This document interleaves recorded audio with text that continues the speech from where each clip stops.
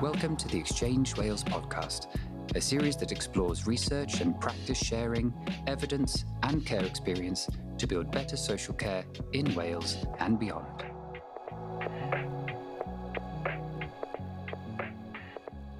Hello and welcome to this episode of the Exchange podcast. I'm Martin Elliott and today I'm joined by Dr. Rosie Canning, who is here to talk about a new children's book which is released at the end of July.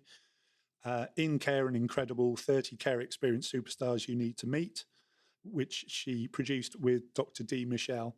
We'll come on in a minute to talk about the book in a bit more detail and who's in it and why you published it. But I thought we could start, if you'd be happy to talk a little bit about why you're interested in literature and representations of care experience and sort of your journey to where we are today in terms of the book that you're just about to publish. Okay, lovely. Thanks, Martin. It's really great to be here. So it's quite interesting that we're having this conversation now, just as England have finally given an apology for the mothers who were forced to give up their children for adoption. So I was born in the late 50s, which was during an era of extreme stigma towards single mothers. And my mum, Mavis, was described as having a history of mental illness. She was labelled a stolid, apathetic young woman, not capable of assuming a lot of responsibility for her child. That's from my private archive. And yet the diagnosis itself was inconclusive, and quote, "It was difficult to make a definite diagnosis. The diagnosis rested between a schizoid and a depressive illness." Again, my private archive. So consequently, because my mum was deemed unfit, I was taken into care and my mother was sent home. I was put into a residential nursery and there began 8 years of instability, but followed by a period of stability, being in one children's home for the next 9 years and leaving at 17. And interestingly, I've been writing a chapter about mother and baby homes and institutional nurseries using my personal archives with me as archivist and artefact. That's my thing at the moment. So I found myself reflecting on those early years and I don't want to give too much away, but I really am a walking miracle. So I suppose, obviously, as you've just described, you've got your own lived experience of the care system and as it was in the 1950s. And I'm sure I read something where you were saying that during that period of time, one of the things that you were interested in was books, was fictional writing. When I was 5 years old, I used to walk to my local library on my own. You know, people say that term, oh, books saved my life, library saved my life. They really, really did in my case. Yeah, I think going right back, I discovered in my personal archives words that I'd spoken at 9 years old and were recorded by a social worker, which were, "I want to write a story about myself." I had used writing before, even as early as 6 years old. I can remember writing a letter of complaint to my mother, actually, interestingly. Words gave me agency. You know, I started to realise that, you know, that old saying, the pen is mightier than the sword, which might be a bit of a cliche, but I still believe that. So going right back, I did a presentation with some young girls that were leaving care. And I'm going right back now. I was probably maybe nearly 30. And I was dismayed that despite 20 years since leaving care myself, that there wasn't any support for these young girls just setting out. And they were such a lovely bunch. And it made me very unhappy. I think the seed of doing something about that was sown then. But also I went to an event by Lem Sissay. It was called From Pip to Potter, and it was in 2012, where he highlighted the stark contrast between society's admiration for orphans in fiction with the treatment of real children in care. And I found that so powerful, and it was something I hadn't thought of. And I had already been thinking by then that I wanted to do a PhD, and that kick-started that journey. And I suddenly thought, I sort of know what I want to do. It goes right back to my childhood in care. Yeah. Because I can remember I lived in a children's home, which was a corner house. It was quite a big house. And it felt like we were the centre of something, and that people knew about us and stared at us. And, we had certain reputations. I grew up with other people's stigma on my shoulders. It wasn't mine. Yeah. The stuff about my mum having been a single mum, not married, giving birth to me, and me being rejected by my own family and society meant that I was walking around with this stuff, but I didn't know why. So when I went to Lem's event, it was like an explosion. Oh, my goodness me. Wow.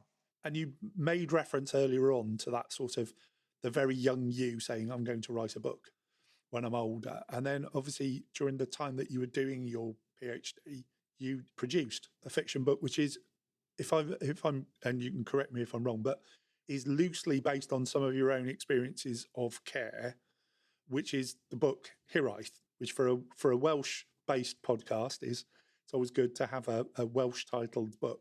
Okay, so I expect some of your listeners will know what this word means. Hiraeth, it has no word in English. It's a Welsh word meaning homesickness for a home to which you cannot return, a home which maybe never was, the nostalgia, the yearning, the grief for the lost places of your past. Well, I was writing a PhD novel and it was called Homesickness, interestingly.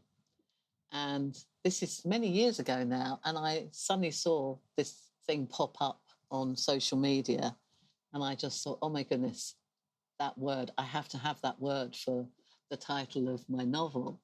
So there were some questions that I asked myself before I began writing, or even while I was writing, actually. And one was, could I write a novel that both acknowledged and critiqued the care experience of a young care leaver without resorting to stereotypical, i.e. criminal, homeless, or prostitute representations, those sorts of things. And the other question was, how much of my life as a child in care should I share? And the question at the heart of the novel is, how can a young girl survive in the world without parents, without friends, and without family? So I took everything away from Marianne as a way to see what would happen. How would she find these tools within herself to cope with being on her own in the world? So I guess I could just say that here is a story about care, silence, and the long search for somewhere to belong. Sounds like a very good summary. So obviously we've talked a bit about your own lived experience, your own journey, and then how that sort of led into the PhD. And there was a lot around sort of fictionalized characters within that piece, which then leads us into the new book, which is just about to come out, which is actually about real people who have lived experience. Okay, so Dr. D. Michelle and myself, we met online and she was coming over to the UK for the Care Experience Conference back in 2019. And that was how we met. We actually met before we both went to the conference at the Foundling Museum, which was a perfect place because Lem's exhibition was still on. It's a permanent exhibition, which is all about orphans in stories. And so it was perfect because Dee and I both had that background reading when we were children of reading orphan stories. I suppose we were still thinking about the stigma that was around children in care. And you've only got to see that now and again there's one of these horrendous petitions around a children's home being opened up in a road, and you'll see that stigma is still alive. We provide free, high-quality webinars, resources, and events for social care practitioners and researchers. You can find out more information and register for upcoming events on our website, exchangewales.org. So we decided that we would do something about this stigma, and we would say, hey, everyone, what about this person? What about that person? They were brought up in care, and these are famous people that we're talking about, and they're in the public eye. You know, Barack Obama, Marilyn Monroe. We've got hundreds of people on the website. So that's a bit of background to the children's book, In Care and Incredible. So that's how we came to start writing the book. And it's non-fiction, because obviously it's about real people. So, you know, we've got record-breaking athletes, award-winning writers, activists, inventors, leaders who've shaped history. So 30 incredible people who also spent time in foster care, lived with relatives, or who were adopted. Now, it's a shame people can't see the illustrations. They're fantastic. But you can either look at the Jessica Kingsley website or Amazon. The book is going to be published on the 21st of July. So people can actually look and see a few of the illustrations by Lauren Fernandez, who grew up in foster care. It was really important to me, and I've always been like this, about the PhD. I wanted to use academics that had experience of care. Whenever I've done a project, so for example, a portrait of care was something I did a while back, and I got lots of artists to take part as well. And I made sure that they were care experienced as well. So I always like to big up those with care experience. And Lauren is our illustrator, and she has done such an incredible job of bringing, I know these are real characters, but there's something about the way we're writing about these characters. We're writing with our care experience lens, which hasn't been done before. Yeah. It might be mentioned in passing, but it's not really it's not really a thing. Yeah, it's not the main focus of... Yeah. The youngest person in the book is world champion American gymnast Simone Biles. She was 3 years old when she first went into foster care, and 5 when she was adopted by her grandparents. The oldest person in the book is Isaac Newton, who, as we know, is famous for explaining gravity after watching an apple fall from a tree. And of course, Barack Obama. We are hoping that he'll see this book eventually. That'd be fantastic. Obviously, he's the first African-American president of the US, and he spent time with his grandmother when he was growing up. So one of my favourite stories is that of Michaela de Prince, who sadly died in 2024. She's very young. She was born Mabinti Bangura in Sierra Leone during the Civil War. Her parents died and she lived in an orphanage.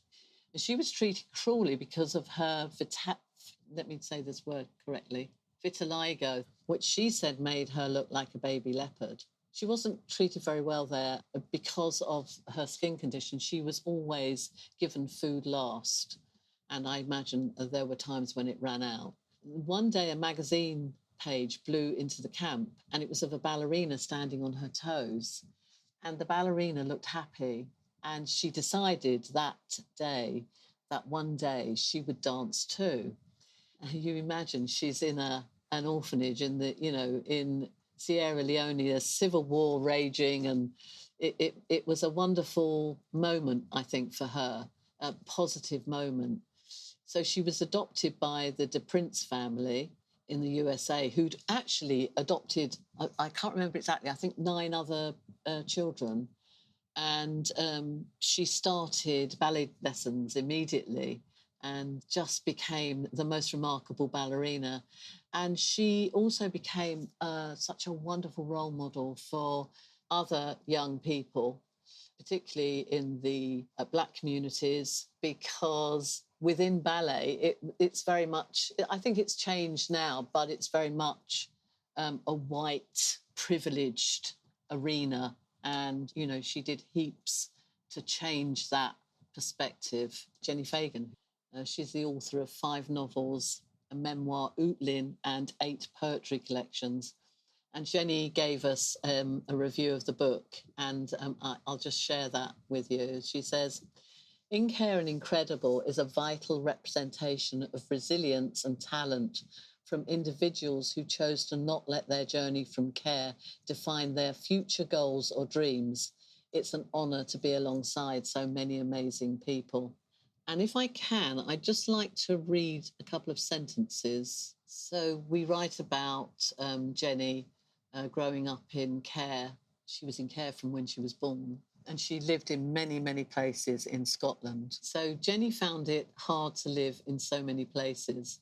And when she was very young, she lost her voice. She didn't know how to get it back. Then something amazing happened. She wrote a poem. That's when she realised her voice was safe inside her writing. She could look at the words and know she could use her voice whenever she wanted. So that's just a little excerpt from Jenny's story. Another favourite story of mine is that of Saru Briley. So he was born in Khandwa in India.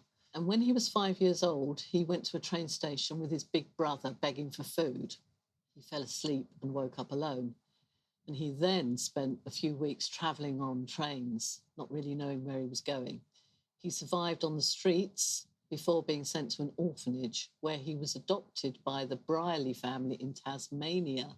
So he was taken from India and transported to Tasmania. But he never forgot his family.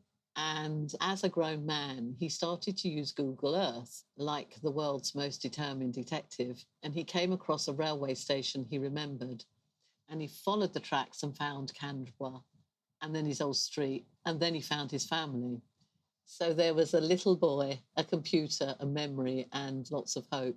Now, I think I should mention one of the Australians, because what tended to happen was Dee knew much more about Australians with care experience than I knew, the British. But this book has tried to encompass the world. So there's Faith Thomas, who, when she played for the Australian cricket team in 1958, was the first Aboriginal Australian woman to represent Australia in any sport. She learnt to play cricket by throwing stones at birds, which is not such a nice thing, but that gives you a bit of an idea of some of the stories. Yeah, that's great. Thank you.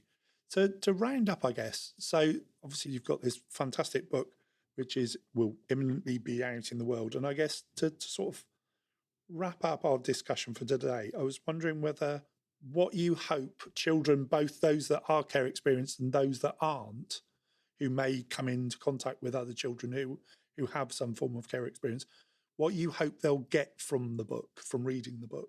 Okay, so obviously for any child that is in some sort of care, what they'll get is a lot of very well-known and famous people who are, have had the similar childhoods to them.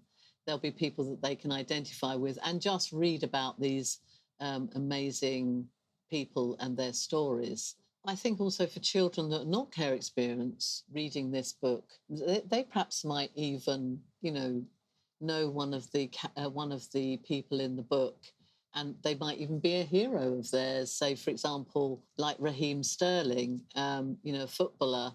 They might not know about his childhood. Or Sophie Willan, the wonderful writer and actress, or even Mo Farah.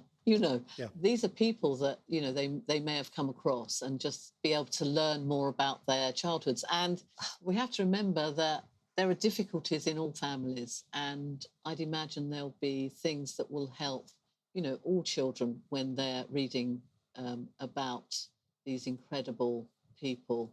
Also, in the book, the way that Lauren has done the illustrations is that all the characters, they're surrounded by these wonderful, it might be flowers or just a plain band. And so what we've done is at the end of the book, we've put in a frame, and then we've said, now it's your turn, and you can include yourself in the book and draw your own portrait. And you can, teachers could photocopy that and use it as a resource.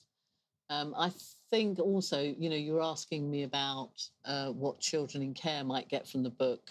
But also, I think this book is going to appeal to educators, foster carers, anybody that's involved with working with young people in care. It has so many uses. I think it will be a brilliant resource as well, because, you know, if we even think about some of the early people that are in the book, Charles Dickens, for example, you know, using this book can be part of a history lesson as well. Yeah. So there's all sorts of ways I think that the book can be used. And I think it's a book that you can dip in and out of, because each little story is a story on its own. Brilliant. And that seems like a really nice place to finish. So good luck with the book and its launch. And I look forward to seeing a copy once it's out in the world. So thank you for your time and for being part of the podcast. And it's been lovely to talk to you. Thank you very much. Thank you, Martin. Thank you for inviting me. Thank you for tuning in to this episode of the Exchange Wales podcast. At Exchange Wales, we connect researchers, practitioners, and people with lived experience to share evidence, practice, and insights that shape social care. Our work spans children's and adult social care, and we're also exploring the growing role of artificial intelligence in the sector. If you'd like to learn more or get involved, please visit exchangewales.org.